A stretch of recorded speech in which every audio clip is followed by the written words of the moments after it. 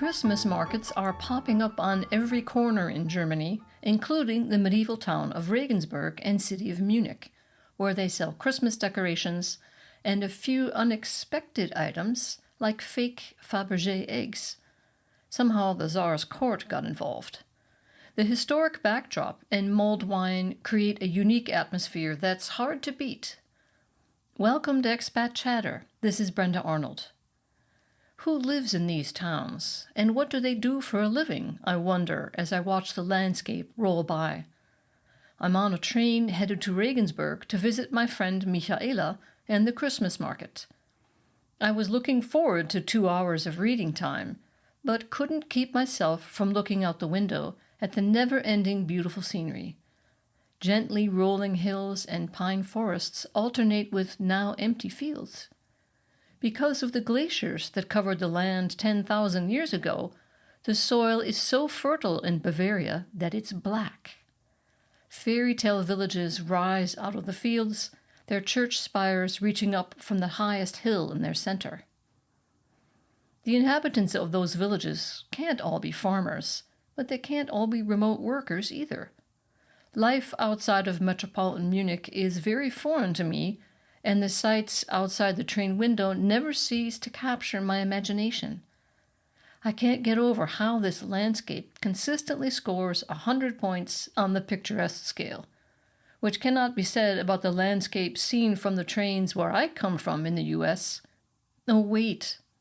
We don't have trains. I forgot. Many villages, and just 2.5 pages later, I arrive.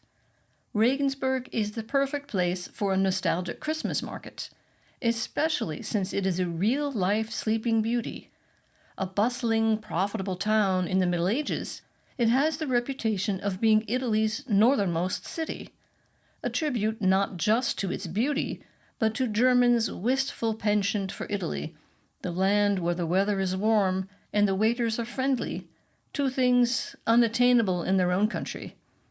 With no money to renovate, it wasn't until the 1960s that Regensburg attracted major companies that brought much-needed tax revenue. By then, the city had come to value its unique character and chose to restore the city instead of modernizing it. I now stood on Germany's oldest stone bridge, built in 1146, looking down at the churning confluence of the 3 rivers that made the city so important in the Middle Ages: the Danube, the Naab, and the Regen, which gave Regensburg its name.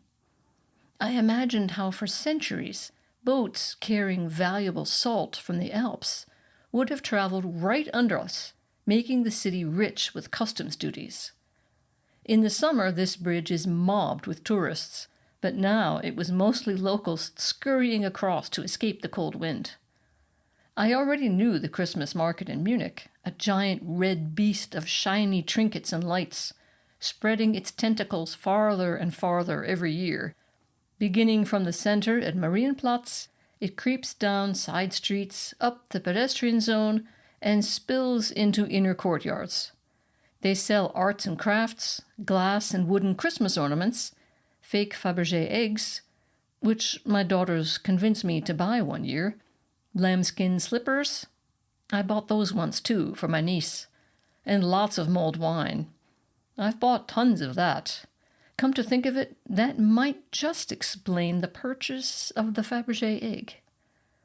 There is endless food, all kinds of sausages, Flammkuchen, sort of a French pizza, French fries, crepes, apple fritters, potato pancakes, and much more. People gather at stands to drink mulled wine, stamping their feet to keep warm. The scent of sugar-coated nuts is everywhere. But best of all, there are Lebkuchen, a cake-like cookie dating back to the Middle Ages that is central to German Christmas culture. For a sweet-toothed American like me, learning to like Lebkuchen consists of several stages. Stage 1. You take a bite of a Lebkuchen under the expectant gaze of the German in charge of acculturating you. When I first tried one, I struggled to be polite, as we Americans often do. It's chocolate, I said. but it was dry and crumbly, full of nuts and spices. It wasn't bad, but it wasn't exactly good. Interesting, I continued, but was thinking, sorry, Americans like really sweet stuff, and this cookie thingy needs a lot more sugar. After all, a normal American starts their day with a hearty bowl of sugar bombs for breakfast, served with milk and a sprinkling of sugar, followed by a frosted pastry. Stage 2. Your sugar addiction has subsided somewhat, after having been subjected to less sweet German cakes and desserts for a prolonged period of time. You're beginning to appreciate the flavor for what it is: hazelnut, chocolate, orange, lemon, and various spices. The spices in a Lebkuchen were once a status symbol, the Mercedes of the Middle Ages, if you will, since they used to be very pricey. Stage 3. In the final stage of Lebkuchenology, you can't wait for Christmas to come so you can get good Lebkuchen again. They start selling the cheap ones in the supermarket in September, but the good ones don't arrive in bakeries until November.